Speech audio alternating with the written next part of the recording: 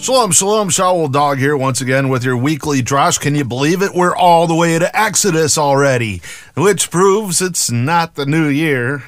I mean, if you're following the Gregorian calendar, I guess you could say it's a new year. And there's a little hair on my microphone. You can't see the microphone. Well, maybe if I drop it down, you can. Wow. Well, there's a little hair on my microphone there, and it just sort of distracted me.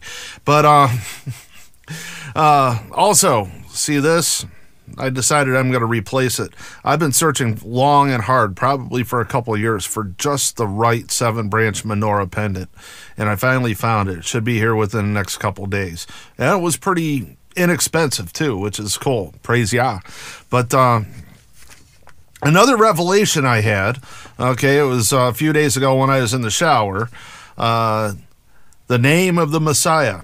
All of us have been wrong. All of those people who say Yeshua, all those people who say Yehoshua, Yahshua, Yahusha, woo, woo, woo, wah, wah, wah, wah, and all that, everybody's been wrong.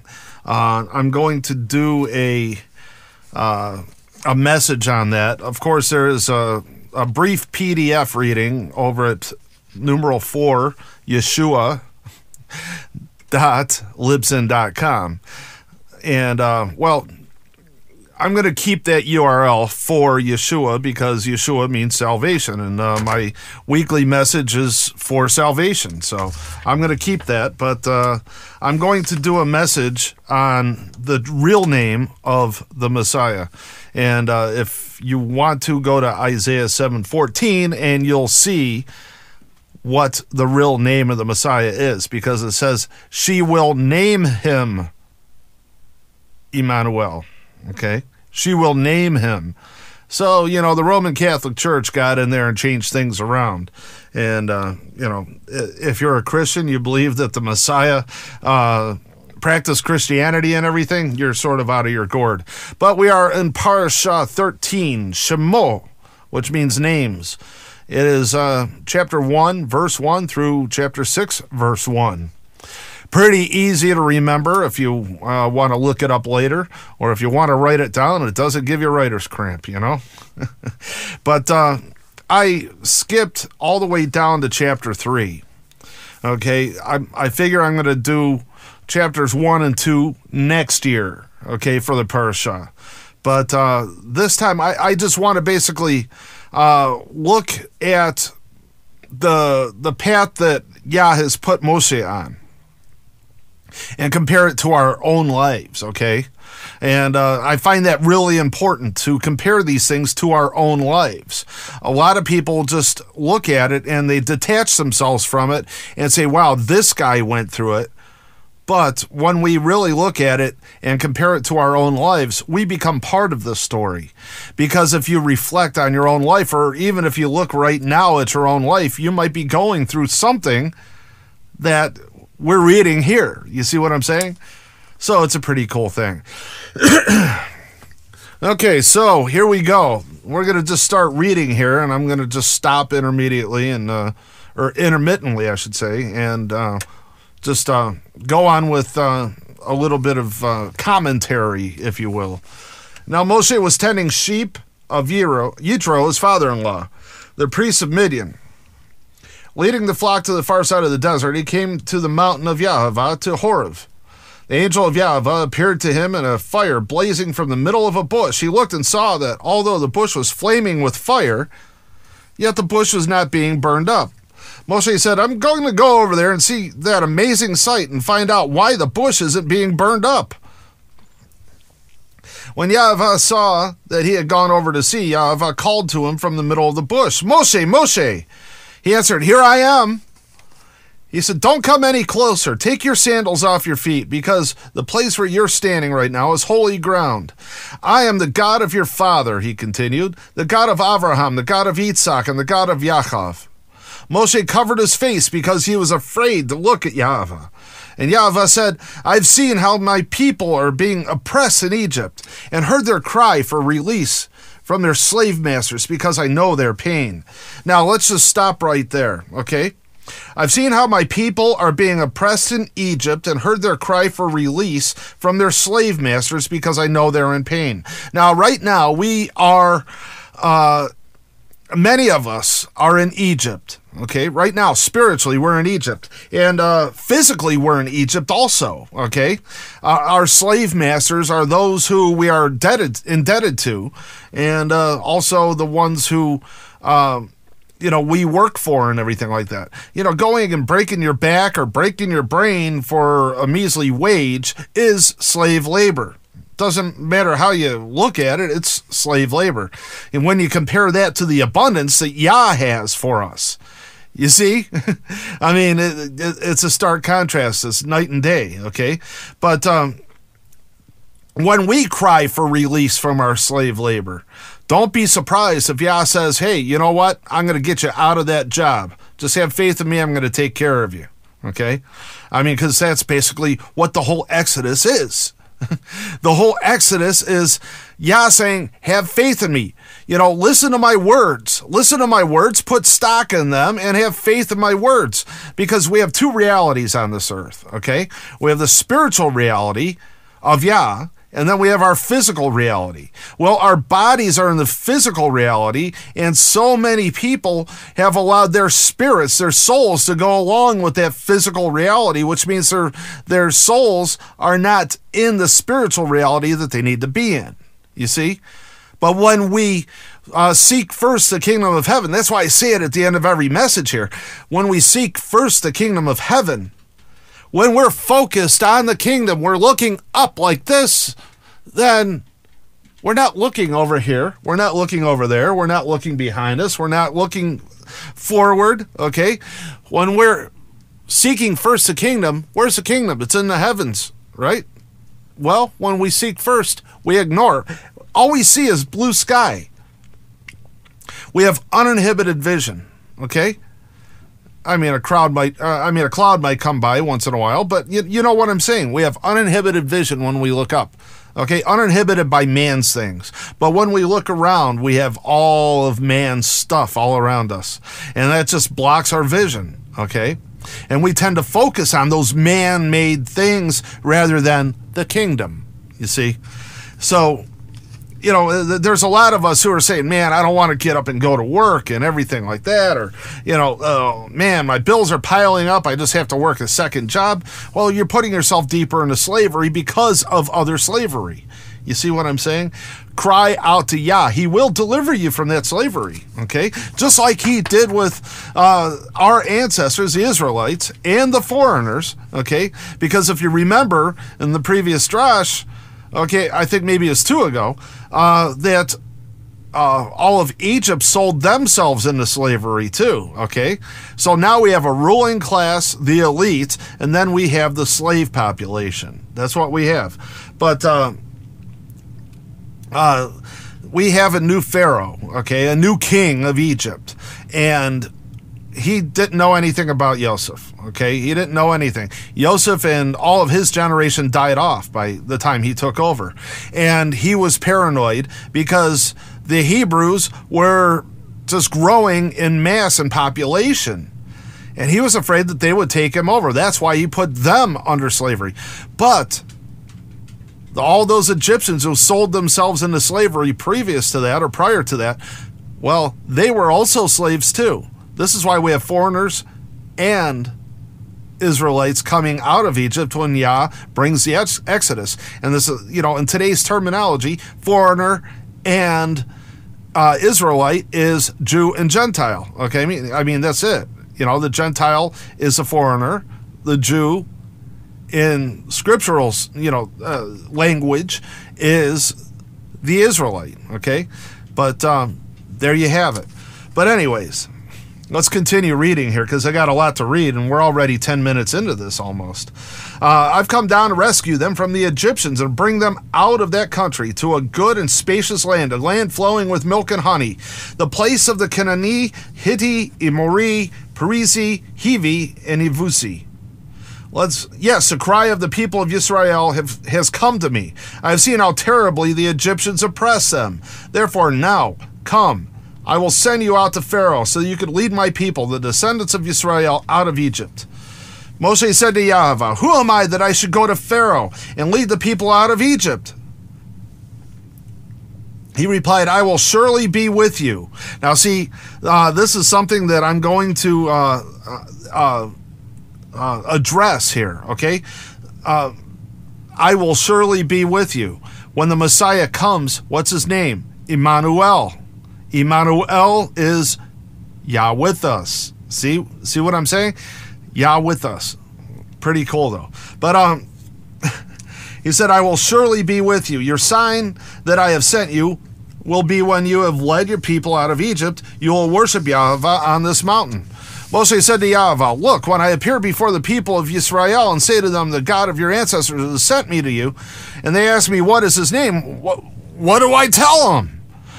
Yahweh said to Moshe, Eye asher eye. I am, will be, what I am, will be. Or ani hava, I am. He added, here is what to say. I have it highlighted. See that? Highlighted with red ink. Plays tricks on the eyes. Bear with me. But here's what to say to the people of Yisrael. Eye, I am or I will be, ani hava, has sent me to you. Yahweh further said to Moshe, say this to the people of Yisrael. Yud he vav he, Yahweh. The God of your fathers, the God of Abraham, the God of Isaac, the God of Yaakov, has sent me to you. This is my name forever.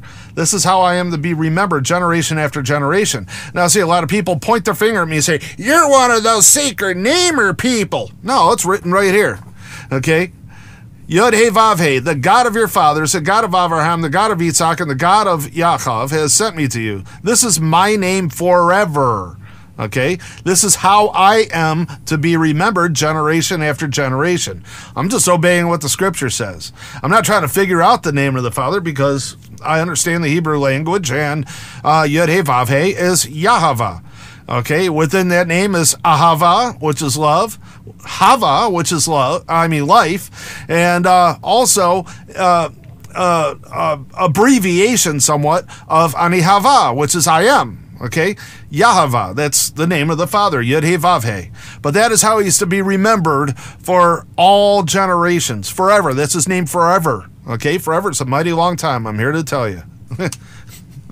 For those Prince people out there. But anyways, I'm in rare form tonight. I mean, I am elated because of the revelation that Emmanuel gave to me about his name. You know, so I'm elated. I'm bubbly. I'm just, rare form. And I was praying before I did this because I'm, sort of tired, and I'm like, Father, please give me the energy to do this. Looks like he's done that. I'm a little bit, whoa. This is what the Holy Spirit does to you. I'm telling you.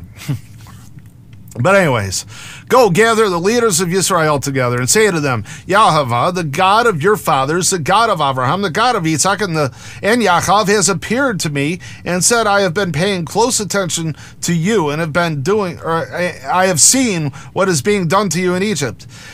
And I have said that I will lead you up out of the misery of Egypt to the land of the Canaanite, Hittite, Amori, Perizi, Hivi, and Yevusi, to a land flowing with milk and honey. They will heed what you say.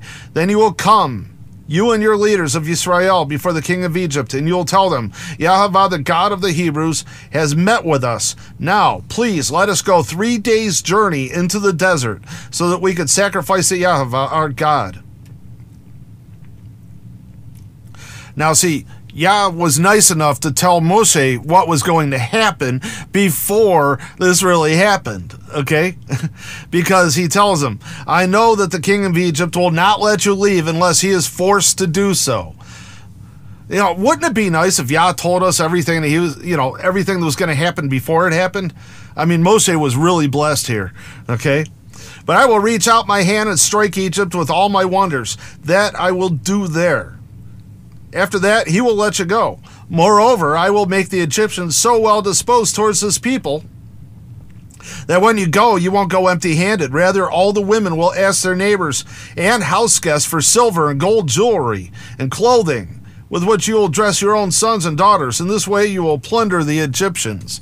Now, this is another thing here, okay? First, he's pulling them out of there. Pulling them out of Egypt, okay, which is metaphorically like us being pulled out of this world now.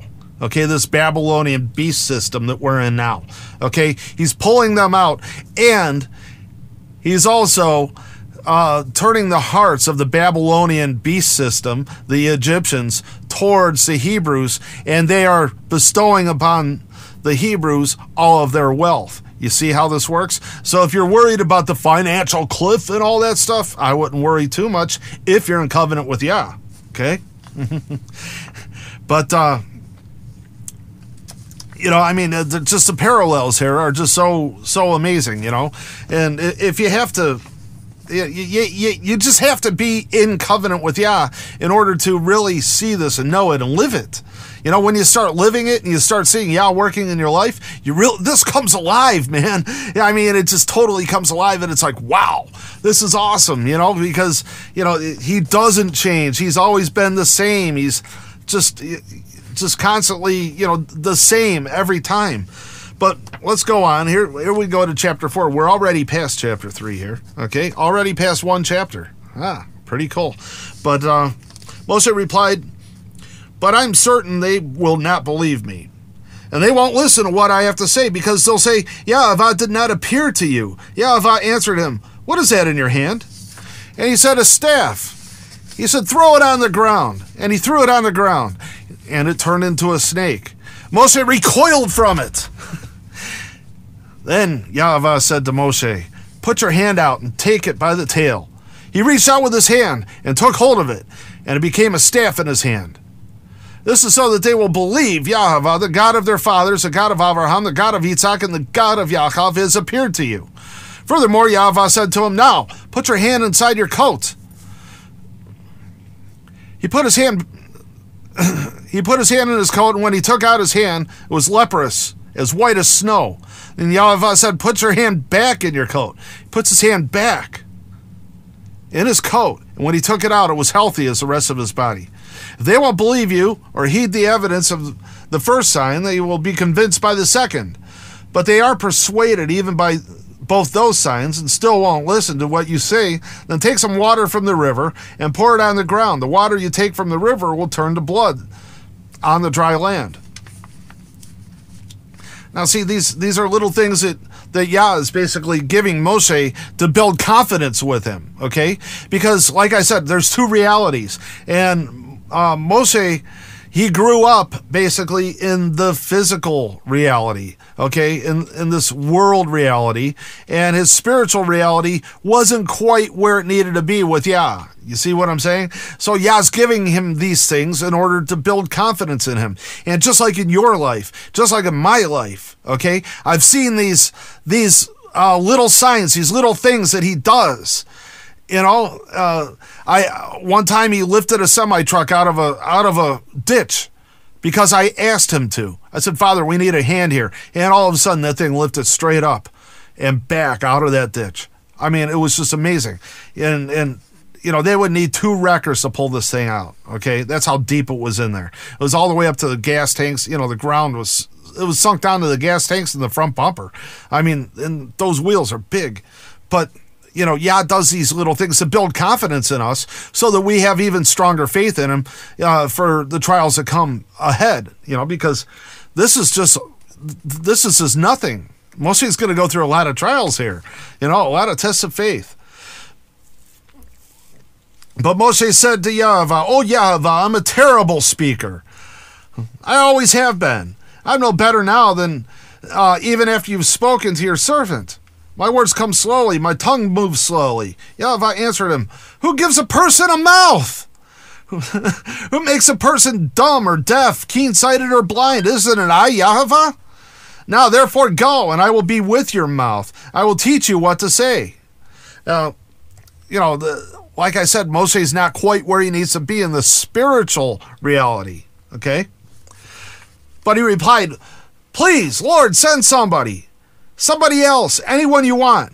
At this, Yahweh's anger blazed up against Moshe. He said, "Don't you have a brother, Aaron, the Levi? I know that he's a good speaker. In fact, here he is now, coming out to meet you, and he'll be happy to see you." See how Yah works? Aaron is just there. This is awesome. But anyways, you'll speak to him and put the words in his mouth. I will be with your mouth and his, teaching you both what to do. Thus he will be your spokesman to the people. In effect, for you, he will be a mouth, and for him you will be like Yahweh. Now take the staff in your hand, because you'll need it to perform these signs. Now see, he's given them these little signs already, you know. I mean, he speaks of Aharon, and there's Aharon right there, you know. I mean, the staff. I mean, it's cool how Yah works, because he controls everything. Think about it. Man can manipulate all the raw materials he wants to and turn it into whatever man wants to, but Yah has total control, command over these raw materials. He could order these raw materials to return back to their natural state. You know, imagine whole tanks. You know, you got an army and you got a whole bunch of tanks coming at you, and all of a sudden they just turn to iron ore. Think about it. How cool that is. But anyways, let's go on here. I hear the fan on my computer, the backup fan, starting to hum a little. So that's going to start interfering with the recording pretty fast. But let's continue with verse 18. Moshe left, returned to Yitro, his father-in-law, and said to him, I beg you, let me go and return to my kinsmen in Egypt to see if they are still alive. Yitro said to Moshe, go in peace. Yahweh said to Moshe in Midian, go back to Egypt, because all the men who wanted to kill you are dead. So Moshe took his wife and sons and put them on a donkey and started out for Egypt. Moshe took Yahweh's staff in his hand. Yahweh said to Moshe, when you get back to Egypt, make sure that you do before Pharaoh every one of the wonders I have enabled you to do. I have enabled you to do. I'm just going to put my thumb on there. There's a lot of people who are running around in religion right now, and Christianity and sometimes Judaism and everything else. They say, well, yeah, I've healed people. I've laid hands on people and I've healed them. Bull! It's the fruits, okay? Your fruits bring you closer to Yah, okay? And if your fruits, you know, I mean, especially in Christianity, if you're worshiping ISIS and stuff like that, and you know, you're bowing down to tree gods and everything, and ignoring all of the Levitical feasts and everything like that, Yah's not enabling you to do that, okay? You might have laid hands on somebody and they might have been healed, but remember, Satan can heal people too, okay? And he does masquerade as an angel of light. But anyways, nevertheless, I'm going to make him hard-hearted. See, here's Yah telling him what's going to happen beforehand again. And he will refuse to let the people go. And you are to tell Pharaoh, Yahweh says, Israel is my firstborn son. I have told you to let my son go in order to worship me, but you have refused to let him go. Well, then, I will kill your firstborn son. See, he's telling him, because, you know, this is a Pesach. The Pesach, all the firstborn, okay? At a lodging place on the way, Yahweh met Moshe and would have killed him had not Zipporah taken the flintstone and cut off the foreskin of her son. She threw it at his feet, saying, what a bloody bridegroom you are for me. But then Yahweh let Moshe be. He added a bloody bridegroom because of the circumcision. Now, why is this? Why did Yah want to kill Moshe? Huh? Why? Because he did not offer his son up as Yah's, basically. He did not offer him up on the 8th day and do Brit Milah. See what I'm saying? So this is why he was being defiant. Okay, so you're saying Torah didn't exist? He didn't even receive anything on Mount Sinai yet, okay? But see, you know, if you understand the Torah, you understand why Yah wanted to kill him. You know, it's right there. But let's go on here. Verse 27, if you're following along. Yahweh said to Aharon, go to the desert, meet Moshe. He went to meet him at the mountain of Yahweh and kissed him. Moshe told him everything Yahweh said, sending him, including the signs he had ordered him to perform. Then Moshe and Aharon went and gathered together all the leaders of the people of Israel. Aharon said everything Yahweh told Moshe, who performed the signs for the people to see. See, he did them again.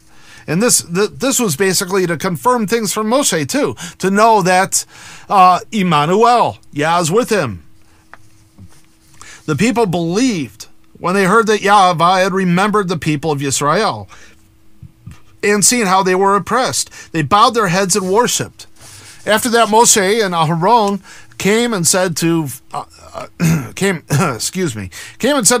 Pharaoh, "Here's what Yahweh, the God of Israel, says: Let my people go, so that they can celebrate a festival in the desert to honor me." But Pharaoh replied, "Who is Yahweh that I should obey when he says to let Israel go?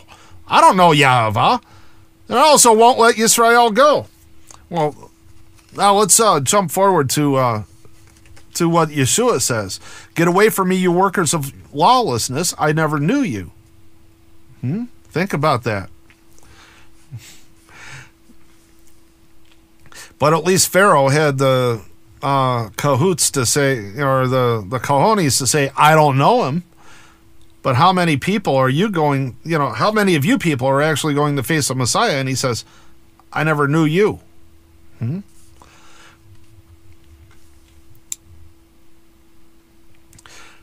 Okay, here we go. They said, we're in chapter 5, by the way, verse 3. They said, "The God of the Hebrews has met with us. Please let us go 3 days' journey to the desert so that we can sacrifice to Yahweh our God. Otherwise he may strike us with a plague or with the sword." The king of Egypt answered them, "Moshe and Aaron, what do you mean by taking the people away from their work? Get back to your labor." "Look," Pharaoh added, "the population of the land has grown, yet you're trying to have them stop working." See, he's all about progress. Okay, he's your progressive. Okay, that's the Pharaoh. He's your progressive liberal. Big government and everything, slave body labor. Okay, that's basically it. I mean, it's all in the fruits. That same day, Pharaoh ordered the slave masters and the people's foremen, "You are no longer to provide straw for the bricks the people are making as you did before. Let them go and gather straw for themselves, but you will require them to produce the same quantity of bricks as before. Don't reduce it because they're lazing around. This is why they're crying. Let's go and sacrifice to our God. Give these people harder work to do. That'll keep them too busy to pay attention to speeches full of lies." Now, going back to the slavery, going back to the bills and the debts and everything else, okay? Don't you think Satan, because this is Satan speaking through Pharaoh right now, don't you think Satan's got the same mindset now as he did then? Huh? And when he's got you into slavery, don't you think for 1 minute that he's saying, let's make them too busy to focus on Yah, to focus on his kingdom? Huh? Think about it. Think about that. See, you could glean a lot from the Torah, okay? The Torah is not just for the Jews, okay? Torah is for all of us who want to dwell with him, okay? The people's slave masters went out, their foremen too, and said to the people, "Here's what Pharaoh says, I will no longer give you straw. You go yourselves and get the straw wherever you can find it. But your output is not to be reduced." So the people were dispersed throughout all the land of Egypt to gather stubble for straw. The slave masters kept pressing them, "Keep working, make your daily quota," just as when straw was provided. The foremen of the people of Israel, whom Pharaoh slave masters had all appointed to be over them, were flogged and asked, "Why haven't you fulfilled your quota of bricks yesterday and today as you did formerly?" Then the foremen of the people of Israel came and complained to Pharaoh, "Why are you treating your servants this way? No straw is given to your servants, yet they keep telling us to make bricks." Here we go. No straw is given to your servants, but they keep telling us to make bricks. You're paying me $8.50 an hour, and you're expecting me to do the work of 2 people. Huh? Does a little light up in here? You getting it? And now your servants are being flogged, but the fault lies with your own people. "Lazy," he retorted. "You're just lazy. That's why you see, let us go sacrifice the Yahweh. Get going now. Get back to work. No straw will be given to you, and you will still deliver the full amount of bricks." When they said you are not to reduce your daily production quota of bricks, the foremen of the people of Israel could see that they were in deep trouble. Going on with verse 20. We're almost done here. As they were leaving Pharaoh, they encountered Moshe and Aaron standing by the road. They said to them, "May Yahweh look at you and judge you accordingly, because you have made us utterly abhorrent in the view of Pharaoh and his servants, and you have put a sword in their hands to kill us." Moshe returned to Yahweh and said, "Yahweh, why have you treated this people so terribly? What has been the value of sending me? For ever since I came to Pharaoh to speak in your name, he's dealt terribly with these people, and you haven't rescued the people at all. Now, see, this speaks to patience. Okay? Basically, when Yah says he's going to do something, he's going to do it in his time. He's not going to do it when we say we want it. Okay? There's a lot of people who look to Yah and say, like he's some kind of magical ATM in the sky. But he's not. He is our Father. He is our ruler. He's our King, okay? And if he makes a decree, well, he's going to carry out that decree whenever he wants to, not whenever we tell him to, okay? But then we go on with the final verse, chapter 6, verse 1. Yahweh said to Moshe, now you will see what I'm going to do to Pharaoh. With a mighty hand he will send them off. With force he will drive them from the land. Now, this speaks volumes, okay, of when you're patient, when you have faith, immovable faith, and patience, everything will work out for the better, and your enemies will be crushed when Yah wants to crush them. Yah will give them plenty of opportunity to actually make amends and to do the right thing. But when they have run out of all their resources and when they have totally stood against the Almighty and they've said, hey, screw you, I'm going to do what I want to do. You don't rule me. You don't tell me what to do. Well, guess what? Yah's going to drop the hammer on them and they're never going to recover. Okay? Look at Egypt today. Is it anything like the flourishing, mega city that it was? The mega kingdom, I should say. Is it anything like what it was? I mean, it was probably the most beautiful, productive, metropolitan kingdom in the whole world at the time. Look at it now. It's just a big dust bowl full of ruins. And this has come, they've never recovered from the Exodus when Yah put his plagues down onto Egypt. And you know what? When we reject his Torah, those plagues come back onto us, okay, as a people. When we reject his Torah, we reject him. When we reject his Torah, we reject his son, Emmanuel. You see what I'm saying here? So it's important to, faith is reading what Yah said, okay, reading it, and then implementing it.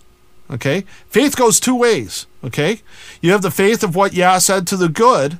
If you are obedient, if you're a humble and faithful servant to him, okay, his rewards come with that. And also to the bad. Okay? If you're rebellious, if you're doing what your pastors tell you to do, what your rabbis are telling you to do and all that stuff, if you're doing that and you're rebellious, well then you should have faith that those punishments will come down on you too. And it's a faith in the punishments that keeps you obedient and in a status of servitude to the Almighty Yah, because you don't want this side, you want the good side. You see what I'm saying? So faith goes both ways, and that's just basically how that works.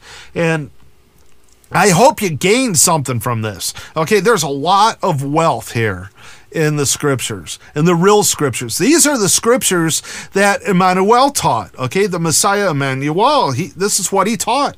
He didn't teach, they weren't walking around with KJV Bibles in their hands and going to church, They didn't have Parashah. They weren't teaching out of Parashah or the New Testament. They weren't. They were teaching out of Torah. And they were quoting the prophets, okay? That's what they were doing. And if we're supposed to walk down the ancient paths, then shouldn't we be going with the ancient texts? Ancient but relevant. Remember, seek first the kingdom of Yah and all of his righteousness, and all of this will be given unto you. Take care, folks. I look forward to the next time.